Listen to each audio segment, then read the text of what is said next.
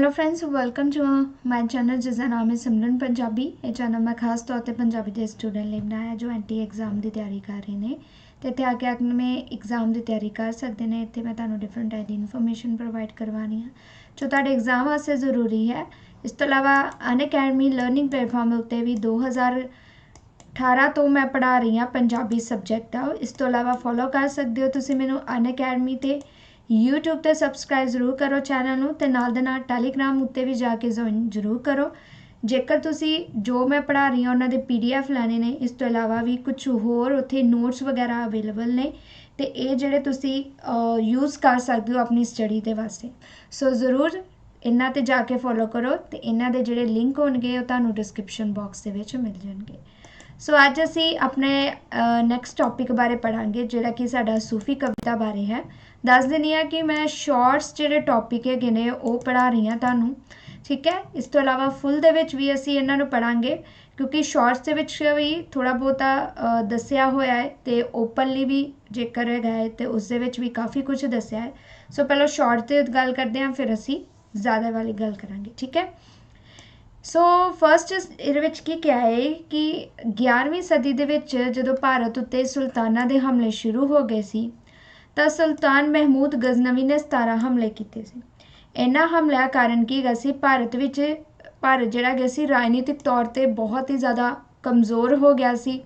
इस तो अलावा बाकी भी जिहड़े आउंदे गए उन्होंने हमला किया गया तो इस तो बाद जिहड़ा गजनी ते काबुल तो बहुत सारे जिहड़े सूफी दरवेश सी ना वो भी भारत दे विच एंटर होए। 12वीं सदी दे विच अली बिन उस्मान हुजवीरी जिन्हां नूं असी दाता गंज बख्श, सो नाम एक बारी ज़रूर देख लो, अली बिन उस्मान हुजवीरी जिसनूं असी दाता गंज बख्श दे नाम नाल जानदे ने, वो लाहौर आए ते उन्हां ने अपनी बाकी जिहड़ी उम्र सी वो उत्थे ही बिताई सी। उन्होंने कशफुल महजूब ये भी देख लो ना दे एक ग्रंथ की रचना की सी जिन्हां विच सूफी सिद्धांतां दे उल्लेख होए सी। मतलब कि की सूफी करते हैं, शरीयत दे विच रहिंदे ने, किस तरह अल्लाह की प्राप्ति हुंदी है। सो ये सारा कुछ उस दे विच बयान किया होया सी। इस तो पहला 11वीं सदी दे विच शेख इस्माइल बुखारी ते 12वीं सदी दे विच महान फारसी कवि जिसका नाम सी फरीदुद्दीन अत्तार ने भी भारत की यात्रा की सी। ते चिश्ती संप्रदाय के 2 होर सूफी दरवेश जिन्हां दा नाम है ख्वाजा मईनुद्दीन चिश्ती ते सैकेंड जिहड़े गए ने ख्वाजा कुतुबुद्दीन बख्तियार काकी भी 12वीं सदी दे विच इत्थे आए सी। सो इन्हां ने ये दस्सिया है कि किवें किवें ये जिहड़े हैगे सी एंट्री इन्हां दी हुंदी गई, जिहड़े कि इत्थे आंदे रहे ते बाद दे विच की गया सी किस तरह इन्हां ने इत्थे आके अपनी जिहड़ी कह लो कि सत्ता हैगी सी जां फिर कह सकते हो कि इन्होंने अपने जिहड़े विचार सी उत्थे सांझे कीते सी।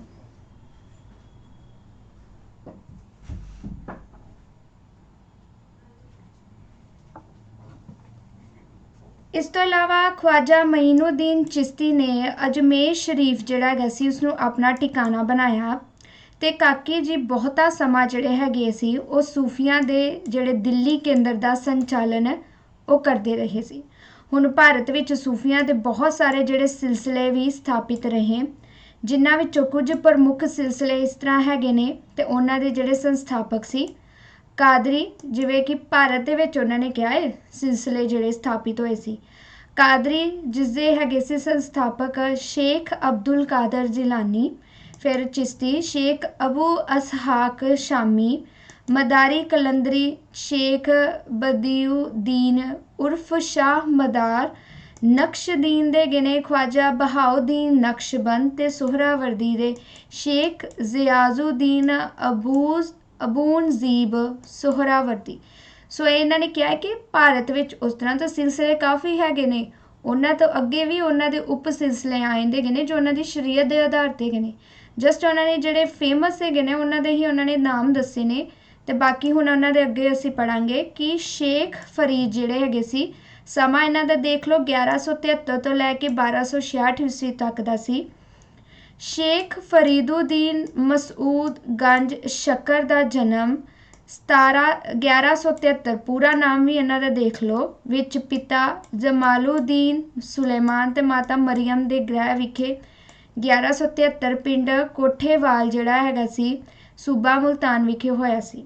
ਆਪ ਦੇ ਦਾਦਾ ਜੀ ਜਿਹੜੇ ਹੈਗੇ ਸੀ ਕਾਜ਼ੀ ਸ਼ੁਐਬ 1125 ਦੇ ਵਿੱਚ ਕਾਬਲ ਤੋਂ ਇੱਥੇ ਆ ਵਸੇ ਸੀ। ਇਸ ਤੋਂ ਇਲਾਵਾ ਫਰੀਦ ਜੀ ਦੇ 2 ਭਰਾ ਹੋਰ ਸਨ ਜਿਨ੍ਹਾਂ ਦਾ ਨਾਮ ਹੈਗਾ ਸੀ ਅਜ਼ੀਉਦੀਨ ਮਹਿਮੂਦ ਤੇ ਨਜ਼ੀਬੁਦੀਨ ਮੁਹੰਮਦ। ਇਹਨਾਂ ਦੀ ਇੱਕ ਭੈਣ ਸੀ ਜਿਹਦਾ ਨਾਮ ਹੈਗਾ ਸੀ ਬੀਬੀ ਜਮੀਲਾ ਖਾਤੂਨ। ਠੀਕ ਹੈ, ਤੇ ਉਹਨਾਂ ਨੇ ਕੀ ਹੈਗਾ ਸੀ ਮੁਲਤਾਨ ਦੇ ਇੱਕ ਮਕਤਬ ਤੋਂ ਧਾਰਮਿਕ ਸਿੱਖਿਆ ਗ੍ਰਹਿਣ ਕੀਤੀ ਸੀ। ਫਿਰ ਮੁਲਤਾਨ ਵਿੱਚ ਹੀ ਆਪ ਦੀ ਜਿਹੜੀ ਮੁਲਾਕਾਤ ਹੋਈ ਸੀ ਉਹ ਹਜ਼ਰਤ ਕੁਤੁਬਦੀਨ ਬਖਤਿਆਰ ਕਾਕੀ ਦੇ ਨਾਲ ਹੋਈ ਸੀ ਤੇ ਆਪ ਉਸ ਦੇ ਕੀ ਗਏ ਸੀ ਮੁਰੀਦ ਬਣ ਗਏ। ਆਪ ਨੂੰ ਖਵਾਜਾ ਮਈਨੁਦੀਨ ਚਿਸ਼ਤੀ ਹੋਰਾਂ ਦੀ ਰਹਿਮਤ ਵੀ ਪ੍ਰਾਪਤ ਹੋਈ ਸੀ। ਕੁਝ ਸਮਾਂ ਆਪ ਜਿਹੜੇ ਗਏ ਸੀ ਆਪਣੇ ਮੁਰਸ਼ਿਦ ਉਹਨਾਂ ਦੇ ਜਿਹੜੇ ਕਾਕੀ ਜੀ ਸੀ ਉਹਨਾਂ ਪਾਸ ਦਿੱਲੀ ਰਹੇ, ਪਰੰਤੂ ਜਦੋਂ ਉਹਨਾਂ ਦਾ ਦੇਹਾਂਤ ਹੋ ਗਿਆ ਤਾਂ ਫਿਰ ਉਹ ਹਾਂਸੀ ਚਲੇ ਗਏ ਸੀ। ਉੱਥੋਂ ਦੀ ਜਿਹੜੀ ਭੀੜ ਹੈਗੀ ਸੀ ਉਹਨਾਂ ਤੋਂ ਘਬਰਾ ਕੇ ਉਹ ਇਕਾਂਤ ਦੀ ਤਲਾਸ਼ ਦੇ ਵਿੱਚ ਅਜੋਧਨ ਪਹੁੰਚ ਗਏ ਤੇ ਬਾਕੀ ਦੀ ਜਿਹੜੀ ਤਮਾਮ ਉਮਰ ਸੀ ਉਹ ਉੱਥੇ ਹੀ ਬੰਦਗੀ ਕਰਦੇ ਰਹੇ। ਸੋ ਉਹਨਾਂ ਦਾ ਕੀ ਗਾ ਸੀ ਕਿ ਜ਼ਿਆਦਾਤਰ ਉਹ ਇਹੋ ਜਿਹੀ ਜਗ੍ਹਾ 'ਤੇ ਰਹਿਣ ਜਿੱਥੇ ਉਹ ਇੱਕ ਇਕਾਂਤ ਜਗ੍ਹਾ ਹੋਵੇ, ਭਗਤੀ ਕਰ ਸਕਣ, ਅੱਲਾ ਦੀ ਬੰਦਗੀ ਕਰ ਸਕਣ। ਸੋ ਦਿੱਲੀ ਦੀ ਜਿਹੜੀ ਭੀੜ ਹੈਗੀ ਸੀ ਉਹ ਉਹਨਾਂ ਨੂੰ ਚੰਗੀ ਨਹੀਂ ਲੱਗਦੀ ਸੀ, ਫਿਰ ਉਹ ਉੱਥੋਂ ਛੱਡ ਗਏ। ਅੱਜ ਕੱਲ੍ਹ ਇਹ ਸਥਾਨ ਪਾਕਪਟਨ ਦੇ ਨਾਮ ਦੇ ਨਾਲ ਵੀ ਜਾਣਿਆ ਜਾਂਦਾ ਹੈਗਾ ਜਿੱਥੇ ਉਹਨਾਂ ਨੇ ਅਜੋਧਨ ਪਹੁੰਚ ਕੇ ਬੰਦਗੀ ਕੀਤੀ ਸੀ। ਸੀਅਰੁਲ ਔਲੀਆ ਅਨੁਸਾਰ ਬਾਬਾ ਫਰੀਦ ਜੀ ਨੇ ਇੱਥੇ ਲਗਭਗ 24 ਸਾਲ ਪ੍ਰਭੂ ਦੀ ਭਗਤੀ ਕੀਤੀ ਸੀ ਤੇ ਆਪ ਇੱਥੇ ਹੀ ਅੱਲਾ ਨੂੰ ਕੀ ਹੋ ਗਏ ਸੀ ਪਿਆਰੇ ਹੋ ਗਏ। ਪਵਿੱਤਰ ਮਜ਼ਾਰ ਇਸੇ ਨਗਰ ਦੇ ਵਿੱਚ ਹੀ ਬਣਿਆ ਹੋਇਆ ਹੈ। ਇਸ ਤੋਂ ਇਲਾਵਾ ਗੁਰੂ ਨਾਨਕ ਦੇਵ ਜੀ ਆਪਣੀ ਉਦਾਸੀਆਂ ਸਮੇਂ ਪਾਕਪਟਨ ਪਹੁੰਚੇ ਸੀ ਤੇ ਇੱਥੇ ਹੀ ਉਹਨਾਂ ਨੇ ਫਰੀਦ ਜੀ ਦੀ ਜਿਹੜੀ ਬਾਣੀ ਸੀ ਜਿਹੜੇ 112 ਸ਼ਲੋਕ ਤੇ 4 ਸ਼ਬਦ ਉਹਨਾਂ ਦੀ ਪ੍ਰਾਪਤੀ ਕੀਤੀ ਸੀ ਤੇ ਉਸ ਸਮੇਂ ਆਪ ਦੀ ਗੱਦੀ ਉੱਤੇ ਜਿਹੜੇ ਗਏ ਸੀ ਸ਼ੇਖ ਇਬਰਾਹਿਮ ਸ਼ਸ਼ੋਭਿਤ ਸੀ। ਜਦੋਂ ਗੁਰੂ ਨਾਨਕ ਦੇਵ ਜੀ ਉੱਥੇ ਪਹੁੰਚੇ ਤਾਂ ਉਸ ਸਮੇਂ ਦੇ ਜਿਹੜੇ ਉਹਨਾਂ ਦੇ ਗੱਦੀ ਨਸ਼ੀਨ ਸੀ ਉਹ ਗਏ ਸੀ ਸ਼ੇਖ ਇਬਰਾਹਿਮ। ਬਾਬਾ ਫਰੀਦ ਜੀ ਨੂੰ ਪੰਜਾਬੀ ਦਾ ਆਦਿ ਕਵੀ ਕਿਹਾ ਜਾਂਦਾ ਹੈ। ਇਸ ਤੋਂ ਪਹਿਲਾਂ ਕਿਸੇ ਵੀ ਸੰਤ ਜਾਂ ਸਤਿਗੁਰੂ ਦੀ ਪ੍ਰਮਾਣਿਕ ਬਾਣੀ ਜਿਹੜੀ ਹੈਗੀ ਆ ਉਹ ਪ੍ਰਮਾਣਿਕ ਰੂਪ ਵਿੱਚ ਸਾਡੇ ਤੱਕ ਨਹੀਂ ਪਹੁੰਚੀ ਸੀ ਜਿਹੜੀ ਕਿ ਪੰਜਾਬੀ ਦੇ ਵਿੱਚ ਹੈਗੀ ਸੀ। ਸੋ ਫਰੀਦ ਜੀ ਦੀ ਜਿਹੜੀ ਪੰਜਾਬੀ ਸੂਫੀ ਕਵਿਤਾ ਹੈਗੀ ਸੀ ਉਹ ਮੁੱਢਲੇ ਕਵੀ ਉਹ ਕਹਿ ਸਕਦੇ ਸੀ ਪੰਜਾਬੀ ਦੇ ਹੋਏ ਸੀ। ਇਸ ਕਾਵਧਾਰਾ ਦੇ ਮੂਲ ਪ੍ਰਤਿਮਾਨ ਆਪ ਨੇ ਹੀ ਸਿਰਜੇ ਸੀ ਕਿ ਸ਼ੁਰੂਆਤ ਜਿਹੜੀ ਕੀ ਸੀ ਕੁਝ ਸ਼ਬਦ ਇਹਨਾਂ ਦੇ ਪੰਜਾਬੀ ਦੇ ਵਿੱਚ ਹੀ ਦੇਖੇ ਜਾਂਦੇ ਨੇ ਤੇ ਗੁਰੂ ਗ੍ਰੰਥ ਸਾਹਿਬ ਜੀ ਦੇ ਵਿੱਚ ਆਪ ਦੇ ਨਾਮ ਹੇਠ 130 ਸ਼ਲੋਕ 4 ਸ਼ਬਦ ਦਰਜੇ ਗਏ ਨੇ ਜਿਨ੍ਹਾਂ ਵਿੱਚੋਂ 18 ਸ਼ਲੋਕ ਤੇ ਵੱਖ-ਵੱਖ ਸਿੱਖ ਗੁਰੂ ਸਾਹਿਬਾਨ ਜਿਵੇਂ ਕਿ 4 ਗੁਰੂ ਨਾਨਕ ਦੇਵ ਜੀ, 5 ਗੁਰੂ ਅਮਰਦਾਸ ਜੀ, 1 ਗੁਰੂ ਰਾਮਦਾਸ ਜੀ ਤੇ 8 ਗੁਰੂ ਅਰਜਨ ਦੇਵ ਜੀ ਦੀ ਰਚਨਾ ਹੈ। ਹੁਣ ਦੇਖੋ ਕਈਆਂ ਨੇ ਇਹ ਵਾਲੇ ਜਿਹੜੇ ਹੋਣਗੇ ਇਹ ਕੁਝ ਹੋਰ ਪੜ੍ਹਿਆ ਹੋਏਗਾ। ਸੋ ਜਿਸ ਨੂੰ ਜੋ ਅੱਛਾ ਲੱਗਦਾ ਉਹ ਪੜ੍ਹ ਸਕਦਾ ਹੈ ਕਿਉਂਕਿ ਕਈਆਂ ਦੀ ਬੁੱਕਸ ਦੇ ਵਿੱਚ ਹੋ ਰਹੇਗਾ ਕਈਆਂ ਦੇ ਹੋ ਰਹੇਗਾ। ਸੋ ਮੈਂ ਨਹੀਂ ਕਹਿੰਦੀ ਜੋ ਇੱਥੇ ਹੈ ਉਹ ਹੀ ਲਰਨ ਕਰੋ। ਬਾਈ ਚਾਂਸ ਅਗਰ ਉਹਨਾਂ ਦੇ ਵਿੱਚੋਂ ਇੱਕ ਇਹ ਵੀ ਦੇਖ ਲਓ ਕਿ ਇੱਥੇ 130 ਵੀ ਹੈਗਾ, ਬਾਈ ਚਾਂਸ ਅਗਰ ਉੱਥੇ ਆ ਵੀ ਜਾਵੇ, ਅਗਰ ਤੁਹਾਡੇ ਵਾਲੇ ਆਪਸ਼ਨ ਨਾ ਹੋਣ, ਅਗਰ ਇਹ ਵਾਲਾ ਆਪਸ਼ਨ ਹੋਵੇ ਤਾਂ ਤੁਸੀਂ ਇੱਥੇ ਟਿਕ ਕਰ ਸਕਦੇ ਹੋ। ਗੁਰੂ ਸਾਹਿਬਾਨ ਦੁਆਰਾ ਲਿਖੇ ਗਏ ਸ਼ਬਦ ਫਰੀਦ ਬਾਣੀ ਵਿੱਚ ਅਰਥ ਸੰਚਾਰ ਦੀ ਸਮੱਸਿਆ ਦੇ ਨਿਵਾਰਨ ਲਈ ਜੋੜੇ ਗਏ ਸੀ। ਠੀਕ ਹੈ, ਹੁਣ ਅੱਗੇ ਇਹਨਾਂ ਦੇ ਵਿਚਾਰ ਆਉਂਦੇ ਗਏ ਨੇ। ਸ਼ੇਖ ਫਰੀਦ ਜੀ ਦੀ ਵਿਅਕਤੀ ਨੂੰ ਦਰਵੇਸ਼ ਬਣਨ ਦੀ ਉਹ ਸਿੱਖਿਆ ਦਿੰਦੇ ਸੀ। ਇਸ ਤੋਂ ਇਲਾਵਾ ਆਪ ਅਨੁਸਾਰ ਸੱਚਾ ਦਰਵੇਸ਼ ਉਹ ਸੀ ਜੋ ਛੋਟੀ ਛੋਟੀ ਗੱਲ 'ਤੇ ਉਤੇਜਿਤ ਨਹੀਂ ਹੁੰਦਾ। ਸੋ ਉਹਨਾਂ ਨੇ ਇਹ ਵੀ ਕਿਹਾ ਸੀ ਕਿ ਦਰਵੇਸ਼ੀ ਦਾ ਜਿਹੜਾ ਮਾਰਗ ਹੈਗਾ ਸੀ ਕਿ ਅੱਲਾ ਦੀ ਪ੍ਰਾਪਤੀ ਦਾ ਮਾਰਗ ਬਹੁਤ ਜ਼ਿਆਦਾ ਕਠਿਨ ਹੈਗਾ ਹੈ। ਸੋ ਉਹਨਾਂ ਨੇ ਦਰਵੇਸ਼ ਦੀ ਜ਼ਿੰਦਗੀ ਦੇ ਕੁਝ ਉਹਨਾਂ ਨੇ ਕਿਹਾ ਸੀ ਕਿ ਸਮਾਜਿਕ ਤੇ ਨੈਤਿਕ ਪੱਖ ਵੀ ਹੁੰਦੇ ਸੀ ਕਿ ਦਰਵੇਸ਼ ਕੋਈ ਬੁਰਾ ਕੰਮ ਨਹੀਂ ਕਰਦਾ ਤੇ ਕਿਸੇ ਦਾ ਦਿਲ ਨਹੀਂ ਦਿਖਾਉਂਦਾ ਜਾਂ ਫਿਰ ਕਿਸੇ ਤੋਂ ਬਦਲਾ ਲੈਣ ਦੀ ਕੋਸ਼ਿਸ਼ ਨਹੀਂ ਕਰਦਾ ਜਾਂ ਤਾਂ ਕਿਸੇ ਤੋਂ ਵਿੱਚ ਐਬ ਢੂੰਡਣ ਦੀ ਬਜਾਏ ਆਪਣੇ ਅੰਦਰ ਉਹ ਝਾਤੀ ਮਾਰਦਾ ਕਿ ਮੇਰੇ ਵਿੱਚ ਕੀ ਕਮੀ ਹੈਗੀ ਆ ਤੇ ਆਪਣੇ ਆਪ ਨੂੰ ਸੰਵਾਰਨ ਦੀ ਕੋਸ਼ਿਸ਼ ਦੇ ਵਿੱਚ ਉਹ ਲੱਗਾ ਰਹਿੰਦਾ ਹੈ। ਇਸ ਤੋਂ ਇਲਾਵਾ ਬਾਕੀ ਵੀ ਉਹਨਾਂ ਦੇ ਇੱਥੇ ਦੱਸਿਆ ਹੋਇਆ ਹੈ। ਉਹਨਾਂ ਦੀ ਜਿਹੜੀ ਬੋਲੀ ਹੈਗੀ ਹੈ ਉੱਥੇ ਉਹਨਾਂ ਨੇ ਕਿ ਪੰਜਾਬੀ ਭਾਸ਼ਾ ਦੇ ਮਾਧਿਅਮ ਦੁਆਰਾ ਹੀ ਆਪ ਦੀ ਜਿਹੜੀ ਵਿਚਾਰਧਾਰਾ ਸੀ ਉਹ ਰੂਪਮਾਨ ਹੋਈ ਸੀ ਤੇ ਇਸ ਯੁੱਗ ਵਿੱਚ ਜਦੋਂ ਉੱਚ ਪੱਧਰ ਦੀ ਸਾਹਿਤਕਾਰੀ ਦਾ ਮਾਧਿਅਮ ਅਰਬੀ, ਫਾਰਸੀ ਤੇ ਸੰਸਕ੍ਰਿਤ ਅਪਭ੍ਰੰਸ਼ ਸੀ ਤੇ ਸ਼ੇਖ ਇਬਰਾਹਿਮ ਜੀ ਨੇ ਜਦੋਂ ਪੰਜਾਬੀ ਯੂਜ਼ ਕੀਤੀ ਸੀ, ਸ਼ੇਖ ਫਰੀਦ ਜੀ ਨੇ, ਤਾਂ ਉਹਨਾਂ ਦਾ ਇਹ ਜਿਹੜਾ ਕਦਮ ਸੀ ਬਹੁਤ ਹੀ ਜ਼ਿਆਦਾ ਇਨਕਲਾਬੀ ਉਹਨਾਂ ਨੇ ਕਿਹਾ ਸੀ, ਮੰਨਿਆ ਜਾਂਦਾ ਸੀ। ਠੀਕ ਹੈ, ਬਾਕੀ ਇਹਨਾਂ ਦੇ ਵਿੱਚ ਜਸਟ ਇੱਕ ਸਪੋਜ਼ ਕਰਕੇ ਇਸ ਚੀਜ਼ ਨੂੰ ਪੜ੍ਹ ਲੈਣਾ ਕਿਉਂਕਿ ਅਸੀਂ ਇਹਨਾਂ ਦੀ ਜ਼ਿਆਦਾਤਰ ਬਾਣੀਆਂ ਤੇ ਵਿਚਾਰ ਜਿਹੜੇ ਹੈਗੇ ਨੇ ਉਹਨਾਂ ਪੜ੍ਹਨੇ ਹੈਗੇ ਨੇ, ਇੰਨਾ ਜ਼ਿਆਦਾ ਨਹੀਂ ਹੈ। सो पंजाबी भाषा का ठेठ मुहावरे भरपूर ते ढुकवां प्रयोग भी उन्होंने किया सी, जो कि इन्हां दियां जिहड़ियां कुछ उदाहरण हैगियां ने उन्हां दे विच देखण नूं मिलदा हैगे ने। सो ये उन्हां दी 17 हैगियां ने। काव्यशाली के प्रसंग विच भी शेख फरीद जी अपने उत्तरवर्ती जिहड़े हैगे ने काव सहज ते गैर रस्मी सी, ते इस तो इलावा यह बाणी जिहड़ी हैगी सी ਸਰੋਤਾ मुख भी गई सी ते आत्म मुख भी गई सी। कई बार वो अपने आप नूं ही संबोधित करते वेखे जा सकते सी अपनी बाणी दे विच। सो ये फरीद जी दे जिहड़े आइंदे हैगे ने बाणी दे बारे। इस तो इलावा बाकी भी हैगे ने असीं बाद दे विच करांगे। जस्ट एक शॉर्ट टॉपिक जिहने विच किहा कि आदकालीन साडे कोल ਸਾਹਿਤ किहड़ा मिलदा है वो इन्हां ने दस्सिया होया है। इस तो इलावा पंजाब तो बाहर दे भी पंजाबी ਸਾਹਿਤਕਾਰ आए जाते हैं, जिन्हां दे विच नामदेव जी आइंदे हैगे ने। ते पंजाब दे बाहरी जिहड़े पंजाबी ਸਾਹਿਤਕਾਰਾਂ विच भगत नामदेव जी, कबीर जी, रविदास जी, इन्हां जिहड़े कवियां दे नाम भी लए जाते हैं जिहड़े भगत होए सी। महाराष्ट्र के प्रसिद्ध भगत नामदेव जी अपनी तीर्थ यात्रा के समय पंजाब आए सी। ते इस तो इलावा नामदेव ने अपने लिखे एक अभंग तो प्रगट होंदा है कि आप दा जन्म 1270 दे विच होया सी। नामदेव जी जिहड़े हैगे सी, नामदेव पहला वैष्णव भगत हैंदे सी ते बाद विच आप निर्गुण ब्रह्म दे उपासक बन गए। वैष्णव जिहड़े हुंदे सी विष्णु की पूजा करते सी, विष्णु नूं मनदे सी, उन्हां नूं वैष्णव भगत कहा जांदा सी। आदि ग्रंथ दे विच नामदेव जी दे कुल सानूं 61 शब्द संकलित उन्हां दे मिलदे ने। ते नामदेव जी दे कुछ शब्दां विच पंजाबी भाषा भी सानूं देखण नूं मिलदी है। ते ये राग रामकली दे विच जिहड़ा हैगा वा दर्ज है, देख लो उन्हां दियां 17। इस तो इलावा कबीर जी आइंदे हैगे ने। कबीर जी की रचना विच पंजाबी बोली का जिहड़ा प्रभाव देख के कहंदे यूं प्रतीत हुंदा है कि वह भी कुछ समा पंजाब विच जरूर ठहरे सी, भगत सी, पर बाणी दे उत्ते जिहड़ा हैगा पंजाबी का थोड़ा असर मिलता है। राजकुमार वर्मा जिहड़े हैगे सी ने हिंदे साहित्य का इतिहास उन्हां दी पुस्तक हैगी है दे विच लिखिया सी कि कबीर ग्रंथावली दी बोली दे विच पंजाबीपन बहुत ज़्यादा है। सो इन्हां विच ये दस्सिया कि कबीर जी ने पंजाबी भाषा जिहड़ी वरती सी, ते कहंदे इस दे 2 कारण हो सकदे ने। पहला है कि उन्होंने लिखारी ने भोजपुरी जिहड़े शब्द ते मुहावरिਆਂ ਨੂੰ लिखण समय पंजाबी दे विच बदल दिता सी, अथवा संतां नाल जिहड़े सत्संग के कारण कबीर जी नूं पंजाबी का ज्ञान प्राप्त हो गया सी, तो उन्होंने सहजे ही इस रूप विच इन्हां पदां दी रचना की सी। उन्होंने गल की इत्थे कबीर ग्रंथावली दी कि जेकर कहंदे आ कि उन्हां दी बोली देखी जाए ना कबीर जी दा जिहड़ा ग्रंथ हैगा है तो सानूं उस दे विच पंजाबी देखण नूं मिलदी है। 2 कारण हो सकते हैं कि सानूं पंजाबी विच वो शब्द क्यों जां फिर उन्हां विच रचना क्यों पढ़न नूं मिलदी है कि जदों कबीर जी ने कई जिहड़े संत भगत जां फिर कह लो कईयां दे नाल उन्हां दे विचार वटांदरे होए सी, तो उन्होंने की उन्हां को ज्ञान प्राप्त किया सी जो पंजाबी दे विच हैगा सी। सो इस कारण वो पदां दी रचना भी शायद पंजाबी दे विच हो गई होवे। इस तो इलावा श्याम सुंदर दास के संपादक कबीर ग्रंथावली के मत अनुसार दूजी संभावना भी ठीक दसी गई है कि कहते पर मैं समझदा कि पहली संभावना में सच का अंश ज़्यादा है। ठीक है, सो ये उन्होंने दसे हैगे ने उन्होंने बारे कि कबीर जी ने पंजाबी क्यों वरती सी। कबीर जी ने राग गौड़ी विच जो 52 अखरी लिखी है, हुण इत्थे भी देख लो 52 अखरी उन्हां दी रचना है जो कि राग गौड़ी दे विच मिलदी है। उस विच हर एक अखर का उच्चारण गुरमुखी वर्णमाला के व्यंजन अनुसार ही रखा गया है। उदाहरण लई सानूं तत्ता, थत्था, दद्दा, धद्दा, नन्ना उच्चारण रूपे प्राप्त होंदे ने। आदि ग्रंथ दे विच कबीर जी दे 224 शब्दां अते 237 सलोकां तो बिना 52 अखरी जिहड़ी कि हुणे असीं पढ़ी है, 15 तिथि ते 7 वार आदिक बाणियां भी उन्हां दियां मिलदियां ने। इस तो इलावा नैक्सट आ गए साडे कोल रविदास जी। रविदास जी की बाणी जानी कि 40 शब्द वो भी गुरु ग्रंथ साहिब विच सानूं मिलदे ने। बाणी का एक उगड़वा पक्ष है कि दलित जाति के निमन बोध तो मुक्ति प्राप्त करने वाला आ जाता है। सो कहते कि आप प्रभु भक्ति के आवेश विच इतने ज़्यादा यानी कि निमन हो गए कि इन्ने ज़्यादा खुब गए सी कि जाति चेतना जिहड़ी हैगी सी आप दी समाजिक हीनता के भाव जागृत ही नहीं कर सकती। ठीक है, तो इस तो इलावा आपने जात पात जन्म मरण इन्हां दे जिहड़े मसले हैगे सी कहंदे आ कि बहुत वड्डे ते विराट प्रभु नाल अपना नाता भी उन्होंने जोड़ लिया सी कि उन्होंने इस चीज़ की कोई फिक्र ही नहीं हैगी सी।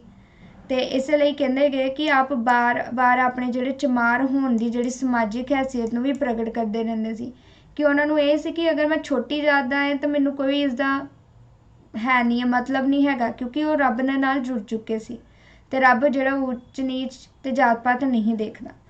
ਭਗਤ ਰਵਿਦਾਸ ਜੀ ਦੀ ਜਿਹੜੀ ਕਾਵ ਸ਼ੈਲੀ ਹੈਗੀ ਆ ਉਹ ਸੰਬੋਧਨਮਈ ਸਾਨੂੰ ਮਿਲਦੀ ਹੈ ਵਧੇਰੇ ਕਰਕੇ। ਇਸ ਵਿੱਚ ਸੰਵੈਦ ਸੰਬੋਧਨ ਯਾਨੀ ਕਿ ਉਹਨਾਂ ਨੇ ਆਪਣੇ ਆਪ ਨੂੰ ਸੰਬੋਧਨ ਕੀਤਾ ਹੋਇਆ ਹੈ। ਇਸ ਵਿੱਚ ਸਾਧਕ ਆਪਣੇ ਪਰਮਾਤਮਾ ਅੱਗੇ ਬੇਨਤੀਆਂ ਤੇ ਅਰਜ਼ੋਈਆਂ ਕਰਦਾ ਦਿਖਦਾ ਹੈ ਤੇ ਇਹਨਾਂ ਦੇ ਵਿੱਚ ਕਈ ਸਾਨੂੰ ਕਾਵ ਸ਼ੈਲੀਆਂ ਵੀ ਰੂਪਮਾਨ ਹੋਈਆਂ ਦਿਖਦੀਆਂ ਨੇ। ਪੰਜਾਬੀ ਦਾ ਰੰਗ ਵੀ ਕਿਧਰੇ ਕਿਧਰੇ ਦੇਖਿਆ ਜਾ ਸਕਦਾ ਹੈ, ਜੋ ਕਿ ਇੱਥੇ ਦੇਖ ਸਕਦੇ ਹੋ। ਆਦਿ ਕਾਲ ਦਾ ਪੰਜਾਬੀ ਸਾਹਿਤ ਕਹਿੰਦੇ ਵਿਸ਼ੇ ਤੇ ਰੂਪਾਕਾਰਾਂ ਦੀ ਜਿਹੜੀ ਦ੍ਰਿਸ਼ਟੀ ਤੋਂ ਬਹੁਤ ਹੀ ਪ੍ਰਮਾਣਿਕ ਤੇ ਵੰਨ ਸੁਵੰਨਾ ਹੈ। ਇਸ ਕਾਲ ਵਿੱਚ ਲੋਕ ਸਾਹਿਤ ਭਰਪੂਰ ਮਾਤਰਾ ਦੇ ਵਿੱਚ ਸਾਨੂੰ ਮਿਲਦਾ ਹੈਗਾ ਤੇ ਰਚਿਆ ਵੀ ਗਿਆ ਹੈ। ਇਸ ਕਾਲ ਦੇ ਵਿੱਚ ਲੋਕ ਗੀਤ, ਕਥਾਵਾਂ, ਅਖੌਤਾਂ, ਬੁਝਾਰਤਾਂ ਅਜੇ ਪੰਜਾਬੀ ਜਨ ਜੀਵਨ ਦਾ ਅਨਿੱਖੜ ਅੰਗ ਬਣੀਆਂ ਹੋਈਆਂ ਸੀ, ਕਿਉਂਕਿ ਅਸੀਂ ਇੰਨੇ ਜ਼ਿਆਦਾ ਪ੍ਰਫੁੱਲਿਤ ਨਹੀਂ ਹੋ ਚੁੱਕੇ ਸੀ। ਆਦਿਕਾਲੀਨ ਹੈ ਗਏ ਸ਼ੁਰੂਆਤ ਹੋਈ ਸੀ, ਹਜੇ ਵੀ ਅਸੀਂ ਜਿਹੜੇ ਗਏ ਸੀ ਲੋਕ ਗੀਤ ਲੋਕ ਰੂਪ ਹੀ ਵਰਤ ਰਹੇ ਸੀ। ਲੋਕਵਾਰਾਂ ਦੇ ਵਿਰਸੇ ਨੇ ਪੰਜਾਬੀ ਵਿੱਚ ਰਚੀਆਂ ਗਈਆਂ ਜਿਹੜੀਆਂ ਅਧਿਆਤਮਕ ਤੇ ਪਦਾਰਥਕ ਜਗਤ ਨਾਲ ਜੁੜੀਆਂ ਹੋਈਆਂ ਵਾਰਾਂ ਵਾਸਤੇ ਲੋੜੀਂਦੀ ਜ਼ਮੀਨ ਤਿਆਰ ਕੀਤੀ ਸੀ। ਇਸ ਤਰ੍ਹਾਂ ਨਾਥ ਜੋਗੀਆਂ ਦੁਆਰਾ ਜਿਹੜਾ ਲਿਖਿਆ ਗਿਆ ਸਾਹਿਤ ਸੀ ਉਹ ਵੀ ਪੰਜਾਬੀ ਸਾਹਿਤ ਦਾ ਇੱਕ ਮੁੱਲਾ ਖਜ਼ਾਨਾ ਹੈਗਾ ਸੀ। ਇਹਨਾਂ ਜੋਗੀਆਂ ਨੇ ਹੀ ਦੋਹਾ ਕਾਵ ਰੂਪ ਪ੍ਰਚਲਿਤ ਕੀਤਾ ਸੀ। ਬਹੁਤ ਜ਼ਿਆਦਾ ਜਿਹੜੇ ਇੱਕ ਵਾਰੀ ਇਹ ਵੀ ਦੇਖ ਲਓ, ਮੈਂ ਕੁਐਸਚਨ ਪੁੱਟ ਕੀਤਾ ਹੋਇਆ ਹੈ ਕਿ ਦੋਹਾ ਕਾਵ ਰੂਪ ਕਿਸਨੇ ਪ੍ਰਚਲਿਤ ਕੀਤਾ ਸੀ, ਤੇ ਬਹੁਤ ਜ਼ਿਆਦਾ ਜਾਣੇ ਜਿਹੜੇ ਹੈਗੇ ਸੀ ਉਹ ਭਗਤਾਂ ਦੁਆਰਾ ਇਹ ਦਿੰਦੇ ਨੇ ਜਾਂ ਤਾਂ ਫਿਰ ਸੂਫੀਆਂ ਦੁਆਰਾ ਜਿਹੜੇ ਦਿੰਦੇ ਨੇ, ਪਰ ਆਨਸਰ ਇਸ ਦਾ ਜਿਹੜਾ ਹੈਗਾ ਹੈ ਉਹ ਨਾਥ ਜੋਗੀਆਂ ਨੇ ਹੀ ਦੋਹਾ ਕਾਵ ਰੂਪ ਪ੍ਰਚਲਿਤ ਕੀਤਾ ਸੀ ਤੇ ਜਿਸ ਨੂੰ ਸ਼ੇਖ ਫਰੀਦ ਤੇ ਕਬੀਰ ਤੇ ਉਸ ਤੋਂ ਬਾਅਦ ਸਿੱਖ ਗੁਰੂ ਸਾਹਿਬਾਨਾਂ ਨੇ ਆਪਣੇ ਅਧਿਆਤਮਕ ਭਾਵ ਤੇ ਅਭਿਵਿਅੰਜਨ ਦੇ ਵਾਸਤੇ ਉਹਨਾਂ ਨੇ ਇਸਤੇਮਾਲ ਕੀਤਾ ਸੀ। ਤੇ ਨਾਥਾ ਜੋਗੀਆਂ ਨੇ ਬਾਣੀ ਨੂੰ ਵੱਖ-ਵੱਖ ਰਾਗਾਂ ਦੇ ਵਿੱਚ ਵੀ ਉਚਾਰਨ ਦੀ ਪਰੰਪਰਾ ਸ਼ੁਰੂ ਕੀਤੀ ਸੀ। ਰਹਾਉ ਵਿਧੀ ਦਾ ਉਹਨਾਂ ਨੇ ਪ੍ਰਯੋਗ ਕੀਤਾ ਸੀ ਤੇ ਕਈ ਤਰ੍ਹਾਂ ਦੇ ਜਿਹੜੇ ਰੂਪਾਕਾਰ ਜਿਵੇਂ ਸਤਵਾਰਾ, 12ਵਾਂ, ਥਿੱਤੀ, 52 ਅੱਖਰੀ ਇਹਨਾਂ ਦੇ ਮਾਧਿਅਮ ਦੁਆਰਾ ਆਪਣੇ ਜਿਹੜੇ ਹੈਗੇ ਸੀ ਕਾਵ ਰੂਪ ਵੀ ਉਹਨਾਂ ਨੇ ਰੂਪਮਾਨ ਕੀਤੇ ਸੀ। ਇਸ ਤੋਂ ਇਲਾਵਾ ਸ਼ਲੋਕ, ਚੌਪਈ, ਦੋਹਰਾ ਆਦਿ ਛੰਦਾਂ ਨੂੰ ਵੀ ਪ੍ਰਕਾਸ਼ ਦੇ ਵਿੱਚ ਲਿਆਂਦਾ ਸੀ। ਸੋ ਉਹਨਾਂ ਨੇ ਵੱਖ-ਵੱਖ ਜਿਹੜੀਆਂ ਵਿਧੀਆਂ ਦਾ ਜਿਹੜਾ ਪ੍ਰਯੋਗ ਕੀਤਾ ਸੀ